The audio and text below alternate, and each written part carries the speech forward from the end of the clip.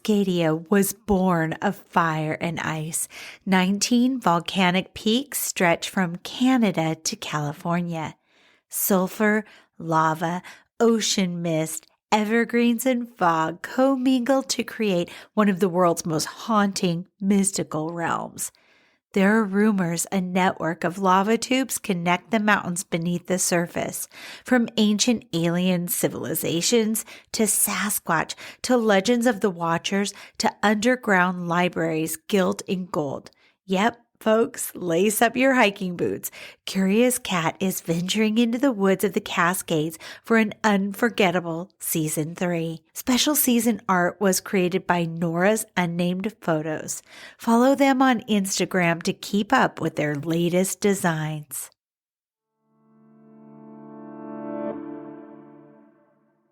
Three mystical peaks in Oregon with a pool of fresh water fit for Satan himself to the south, Clear Lake that has a petrified forest perfectly preserved beneath its depths, whose temperature hovers right around freezing all year long.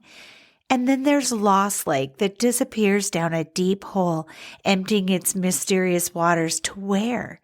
So damn strange. Then there's Devil's Lake, a serial killer, indigenous legends, and spiritual touchstones, and so much more. I even close the episode with an easy Halloween costume for an area cryptid if you're still looking for what to wear. Let's get into it. The Three Sisters are peaks in close range of one another in the center of Oregon. They are respectfully known as North Sister, Middle Sister, and South Sister, once written to be one giant peak called Mount Multnomah. Studies in the late 1800s showed that each mountain had its own distinct eruption pattern, so they were independent. These peaks are the third, fourth, and fifth highest peaks in the state of Oregon. They lie about 10 miles to the south of the nearest town called Sisters. Due to extensive erosion and rockfall, North Sister is the most dangerous climb of the three peaks, and it's often informally called the Beast of the Cascades. Middle Sister can be scrambled for a round trip of 16.4 miles and an elevation gain of 4,757 feet. And South Sister is the easiest of the three to climb. It has a trail all the way to the summit. The standard route up the South Ridge runs for 12.6 miles round trip, rising from 5,446 feet at the trailhead to 10,363 feet at its summit. Reward yourself with at least a maple bar or a Snickers bar if you make the summit and get back home. It's a popular climb during August and September with up to 400 people attempting it each day. I found this on Wikipedia. Unlike its sister peaks, South Sister has an uneroded summit crater about a quarter of a mile in diameter that holds a small crater lake, and it's known as Teardrop Pool. It's the shape of a teardrop. It's the highest lake in Oregon State. South Sister is also the one that erupted most recently at 2,000 years ago and shows indications of erupting again in the future. In fact, scientists have beefed up the warning systems on the peak in recent years. The ecology of the Three Sisters reflect their location in Central Oregon's Cascade Range. The west slopes from 3,000 to 6,500 feet lie in the western Cascade Montane Highlands ecoregion, where precipitation is abundant. Forests here consist predominantly of Douglas fir and western hemlock, with minor components of mountain hemlock, noble fir, subalpine fir, grand fir, Pacific silver fir, red alder, and Pacific yew. Vine maples, rhododendron, Oregon grape, huckleberry, and thimbleberry grow beneath the trees. Douglas fir is dominant below 3,500 feet, while western hemlock dominates above. Timberline at the Three Sisters occurs at 6,500 feet, where the forest canopy opens and the subalpine zone begins. These forests lie in the Cascade Crest montane forest ecoregion. Mountain hemlock trees dominate this forest in this area, while meadows sustain sedges, dwarf willows, tufted hairgrass, lupin, red paintbrush, and Newberry knotweed. Tree line occurs at 7,500 feet. The vegetation in this harsh alpine zone consists of herbaceous and shrubby subalpine meadows. This zone has a large winter snowpack with low temperatures for a lot of the year. There are patches of mountain hemlock, subalpine fir, and white bark pine near the tree line, as well as wet meadows supporting brewer's sedge, Holmes sedge, black alpine sedge, tufted hairgrass, and alpine aster. Near the peaks of the Three Sisters, there are extensive areas of bare rock. The lower and eastern slopes of the Three Sisters, so below 5,200 feet, lie in the ponderosa pine, bitter brush woodland ecoregion. This ecoregion has less participation than the western slopes, and it has soil derived from Mazama ash. If that name sounds familiar, you're remembering it from the Crater Lake episode, because that's ash that erupted from Mount Mazama, which collapsed and created Crater Lake. Stream flow changes little throughout the year due to the region's volcanic hydrogeology. These slopes support nearly pure stands of ponderosa pine. Understory vegetation includes greenleaf manzanita and snowberry, and at higher elevations there is antelope bitterbrush. Oh, sorry, I had that backwards. The antelope bitterbrush is at the lower elevations, and the greenleaf manzanita and the snowberry are at the higher parts. Mountain alder, stream dogwood, willows, and sedges grow along streams. The local fauna is lush, and it includes birds such as blue and ruffed grouse, small mammals like pikas, chipmunks, and golden-mantled ground squirrels, and larger species like the Columbian black-tailed deer, mule deer, Roosevelt elk, and American black bear. There's also bobcats, cougars, coyotes, wolverines, martens, badgers, weasels, bald eagles, and several hawk species. These comprise most of the predators throughout the Three Sisters area. From threesistersoregon.com, the significance to native tribes of the Three Sisters Mountains in Oregon cannot be overstated. Sacred peaks bear spiritual, cultural, historical importance for the indigenous communities. The tribes revere them for rituals, for healing plants, and navigation. Generations have passed down oral traditions and legends steeped in the mountain's history. Native tribes deeply embed the interconnectedness of all things in the Three Sisters Mountains' significance to their way of life. These mountains have been inhabited by several indigenous groups for thousands of years, and those include the Klamath, Paiute, and Sahaptin-speaking tribes. For these tribes, the Three Sisters Mountains hold immense cultural, spiritual, and historical importance. I found more from threesistersoregon.com. They went on to say the Three Sisters Mountains embody spiritual power and unity. Traditional ceremonies highlight their significance, promoting balance and harmony. For example, vision quests, healing ceremonies, and prayer offerings are often held in the presence of the mountains. People join ceremonies for mountain spiritual power, seeking guidance and healing from the spiritual beings that dwell there.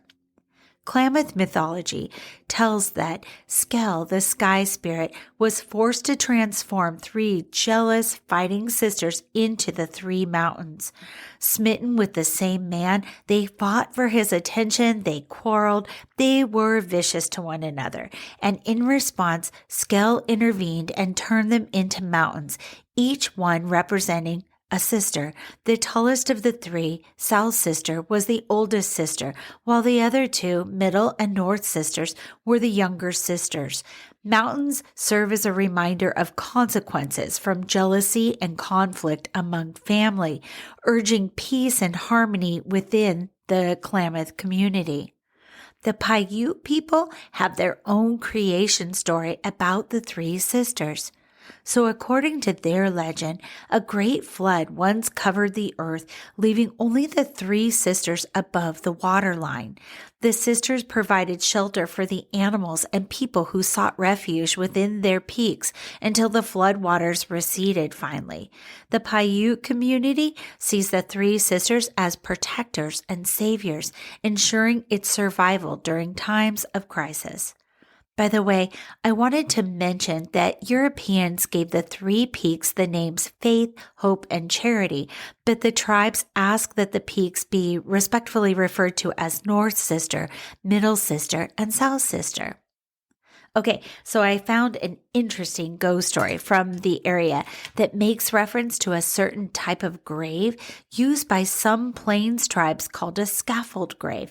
It's exactly what it sounds like. A scaffold was built with 4 upright poles to hold the deceased up closer to the sky.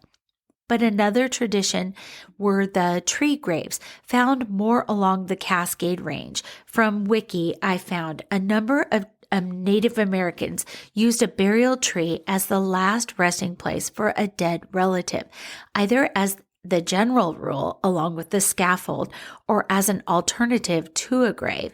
The corpse was wrapped up carefully in a robe or blankets and either placed in a fork of the tree or tied to a heavy branch.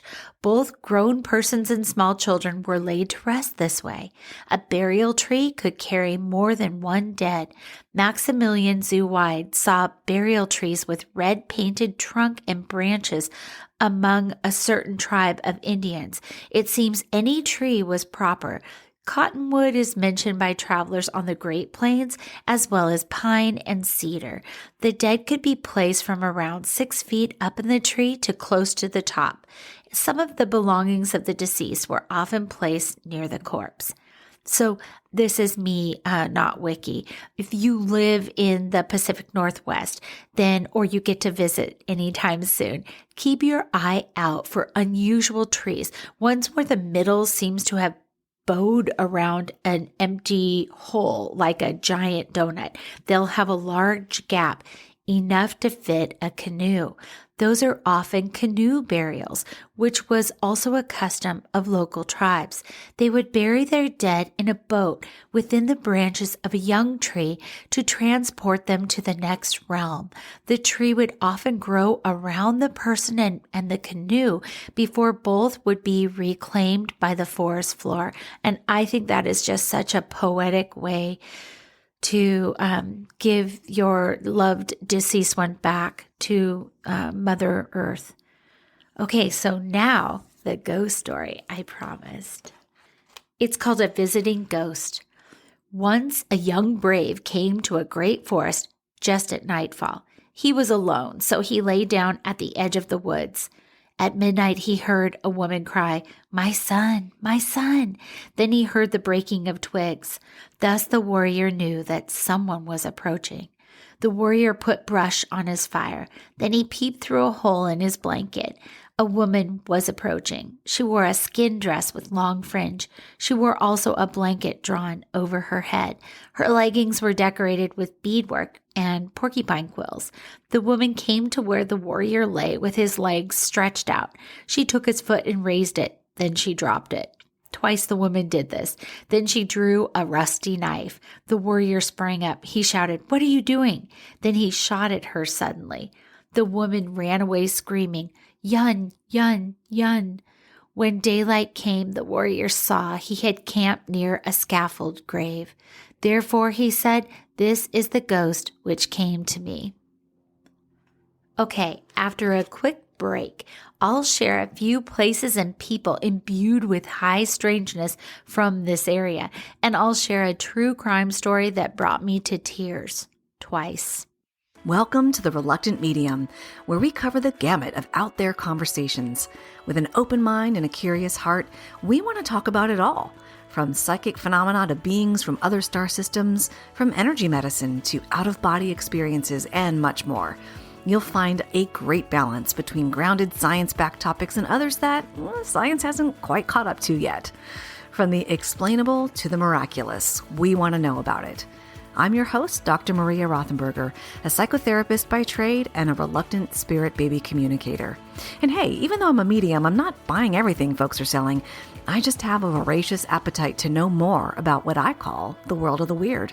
And maybe I'll try a few things on for size. Join us on your favorite podcast platform or watch on YouTube at The Reluctant Medium. We'll see you there.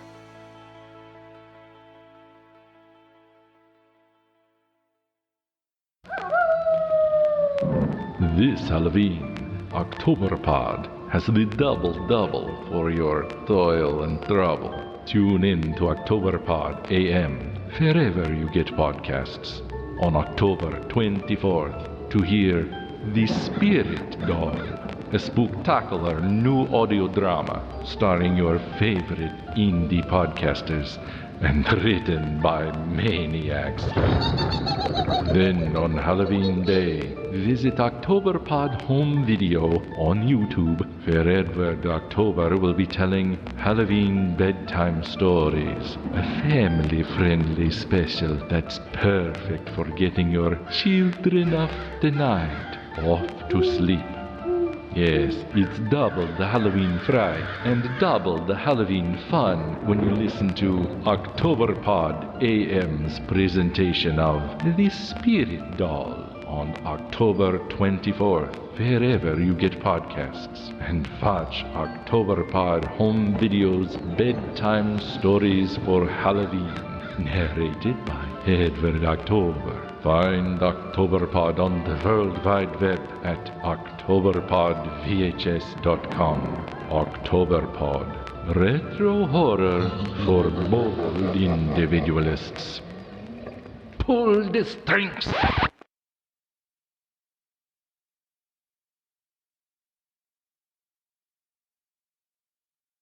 All right, we're back. As I've researched various places along Cascadia, I have collected quite a chunk of the weird books. You know, the Weird California, Weird Washington, and I completed the I-5 corridor with Weird Oregon. They all have that black, very distinctive cover if you're familiar with them. This one in particular, The Weird Oregon, was written by Al Ufascio and Jeff Davis. I've picked a couple of my favorite stories from it to share with you, and all are from the Three Sisters Wilderness Range. The first tidbit of weirdness comes from Bend, Oregon. So from the book, quote, years before flying saucers abused cattle around Bend, they engaged in aerial maneuvers over the city. So says a report from 1949, which states that a pair of disc-shaped UFOs were dancing in the sky over Bend. Traffic stopped because motorists were either blinded by the glare of the sun reflected from the shiny flyers or amazed at the out-of-this-world display. One witness, a pilot during World War II, estimated that each was the size of a bathtub, flying at a height of approximately 10,000 feet. All right, the second one tells the tale of the Devil's Lake monster, and this is just too long for me I didn't want to summarize it because it's kind of juicy. So, according to Native American legend, something big and hungry lives in Devil's Lake, north of Lincoln City. The story goes that Chief Fleetfoot, crossing the lake in a canoe one night, was grabbed by gigantic tentacles or fingers and pulled under. Beyond the terror of seeing the chief killed this way, his tribe was also greatly worried because their survival largely depended on use of the lake.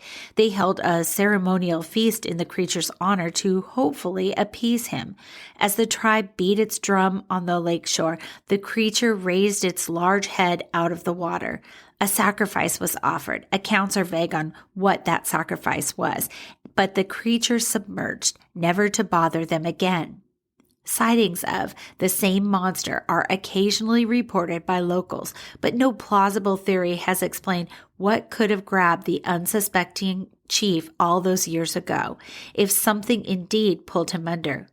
Harder still to rationalize was a dead creature a very real creature, I have to add there, that washed ashore on the ocean beach just west of Devil's Lake. The local marshal's teenage daughter, Mary Bell Allen, came upon the bizarre monstrosity on March 4th, 1950. One description had it at about 1,000 pounds and 22 feet long, with the body of a cow, approximately 9 tails, and hair all over the body and legs. Some accounts assign feathers to it as well. There were plenty of ideas as to what it could possibly be, such as a tiger shark or a lump of whale blubber, but 9 tails? Confounded locals dubbed it Old Harry, which I thought was kind of hilarious. The third and final strange tale comes from Redmond, Oregon.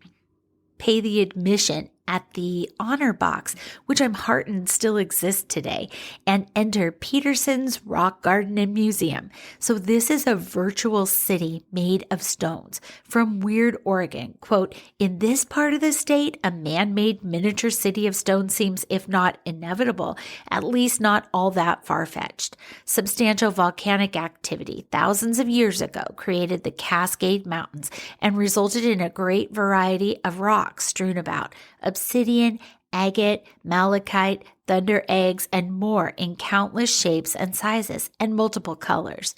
All that was needed was a visionary, someone to use those leftovers of nature's fury as the building blocks of an awe-inspiring environment. That someone was Rasmus Petersen, a Danish immigrant who settled near the Cascades in 1906. He was a humble farmer, and Petersen made a habit of collecting unusual and interesting rocks from around his land. He took trowel in hand to create his first rock structures in 1935. Thus began a creative streak comparable to the proverbial rolling stone.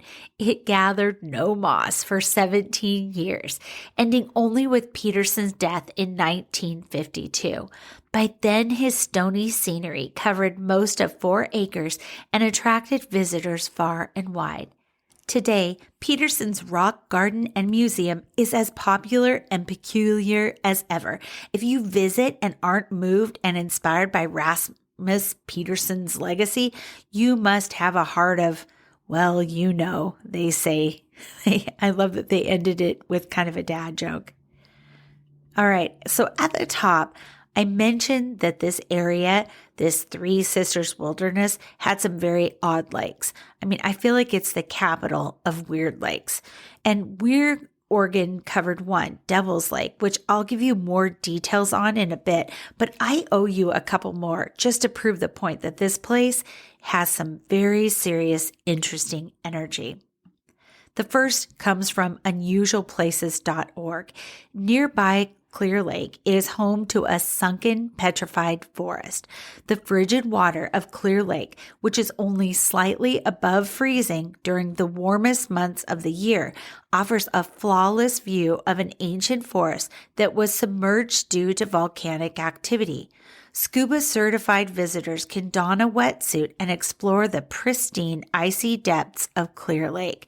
I feel like I'd be too scared to do that. It just feels so spooky, something frozen in time like that. Then there's Lost Lake. Lost Lake, which is located a short distance away from Clear Lake, literally disappears once a year. Lost Lake swells to capacity each winter, then swirls into a hole and vanishes each spring. Scientists speculate that the water drains into a dormant lava tube. Hydrologists have traced the movement of Lost Lake's water and determined that the water travels several miles and ultimately drains into Clear Lake. I encourage you to click on the link in the show notes and scroll down to see an image of Lost Lake emptying down a huge hole. It's really odd and strange and interesting. Oh, I promised you one last bit about Devil's Lake. I found a website that catalogs its history, which includes the story of why tribes renamed it thus. So here's what they say. The following story is a compilation of information supplied by Chief William Depeau, who told the legend of Devil's Lake during the second annual Grass Carp Festival in September of 1987. Legends, they say, much like a good wine, almost always improve with age. Such is the case of the legend of Devil's Lake. The Siletz Indians were once fond of Indian Bay, or Devil's Lake as it's now known, before it became inhabited with evil spirits. They hunted their game in the nearby forests and made their homes upon the scenic shores of the quiet lake. Their warriors, however, were lost to the evil spirits of the lake. As legend has it, members of the tribe used to meet on the shores of the lake during the moon of abundance to celebrate. Young braves would demonstrate feats of daring and strength to win the heart of the maiden of their choice. As the legend continues, a certain chief, Fleetfoot, despaired of winning the heart of the maiden he had chosen. In order to impress his young love, he dispatched his braves in the canoes out on the calm waters of the lake. Yet tragedy was awaiting the braves. As the moonlight shone down upon the serene lake, legend says, the waters began to churn and bubble. Giant tentacles emerged from the chaotic waters and wrapped around the startled braves and their canoes, pulling them down into the murky depths. Quote, legend has it that the lake is quick to turn bad towards people, Chief William Depeau said. Like a giant snake, it can raise up and pull beneath its surface whatever might be traveling across. In order to pacify the great devil so the Indians could resume their peaceful existence on the lake, the legend says the Indians held great feasts and rituals on the shores of the lake. The drums vibrated and the voices of the Indian people echoed their melancholy beat until dawn broke upon the horizon. At that time, the devil was said to rear its ugly head, and then the sacrifice was made. So it's unclear, even in this legend, exactly what form the sacrifice took, whether it was maiden or beast, but the offering was the only method by which to satiate the hunger of the devil that inhabited the lake. Quote, legend has it that the lake could cause bad things to happen to people.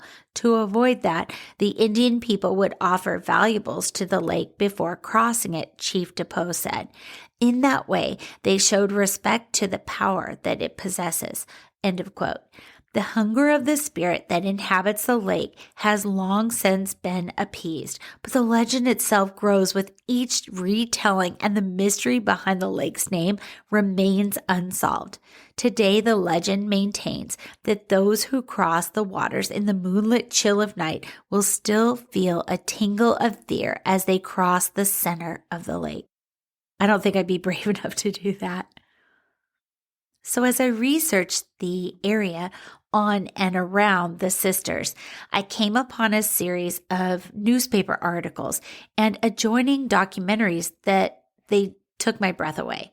Written by Noelle Crombie from the Oregonian, the accompanying videos were created by OregonLive.com, and the series is called Ghosts of Highway 20. A team of journalists investigated a series of murders that began in the 70s with a violent rape near Sisters, Oregon.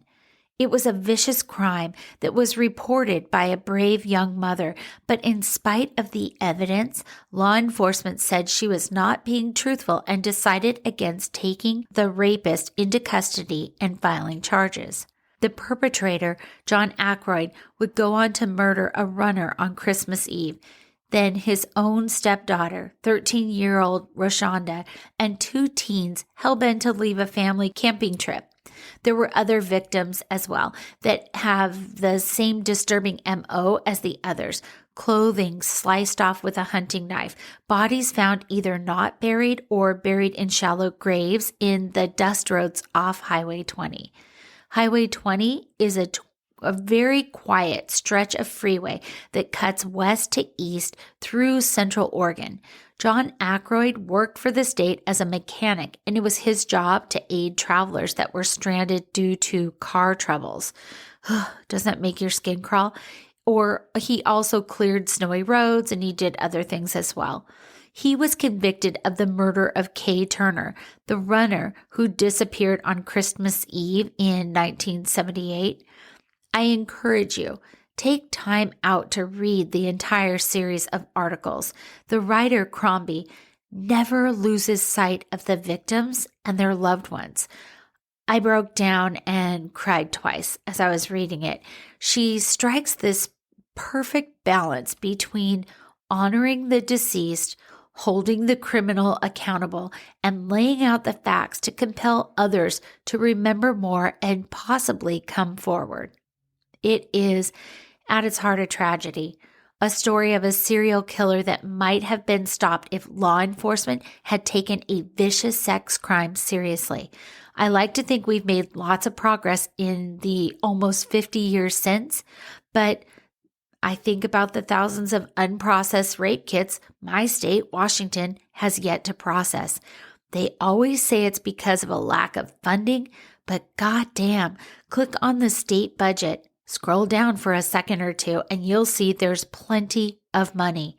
What they lack is passion and a moral compass set to doing right by victims. We need to change that. All that said, I want to read you one passage from the final installment of the Ghosts of Highway 20 series. Quote, Marlene Gabrielsen is the one who got away. In 1977, she told police that Aykroyd had raped her, and they didn't believe her. She lives in Hillsboro with her husband. They raised 3 kids. She went on to work at a local bank. She didn't talk much about what had happened. Why bother? No one listened all those years ago. Then she agreed to tell her story. Over the course of hours of interviews with the Oregonian Oregon Live, she unburdened herself of every ugly detail. She was at turns enraged and guilt-stricken. She had tried to warn police about Aykroyd. Now Kay, Rashonda, Melissa, and Sheila are dead. Victims of sexual assault often ask to remain anonymous. They don't want the stigma and the shame associated with these crimes. Marlene K. Gabrielsen wants you to remember her name. She told the truth all along. It's too late, but finally she is believed. Well, I can tell you for one, I will not forget Marlene. All right, let's take a cleansing breath together. We need to send out a little love to everyone out there that needs some right now. We're going to wrap the show on a light note. Are you still searching for the perfect Halloween costume? Something that won't set your wallet back too much? Well, this might be all you need to dress as a Three Sisters cryptid, and it comes thanks to Willamette Weekly. The cryptid, the Devil's Lake monster. I mean, of course, right? His natural habitat, we learned a lot about. It's Devil's Lake in Lincoln City. The costume components are 4 red foam pool noodles, probably even pink would suffice, 6 pairs of red socks, and a sexy devil costume. And you can discard, it says, the sexy elements. Okay, because this is audio, I'm going to do my best to talk you through the costume.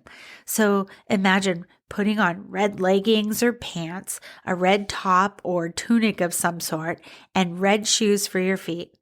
With all that done, now cut your red pool or pink pool noodles in half. Cap one end of each with a red sock. Then string them together with any ribbon you've got around the house by poking a hole through the noodles and then tying them off at the bottom. 4 will hang off of your left arm and 4 will hang off of your right. Wear red socks on your hands and don the devil horns from that sexy devil costume on your head. That's it. You're ready. If you want to be extra, find a way to add a bit of an overturned canoe to your costume for the shock and awe. Thanks for exploring the Cascade Mountain Range with me. Just because freezing temps have returned does not mean I won't drop by with snowshoes over the next few months. Until next time, stay curious. I love you.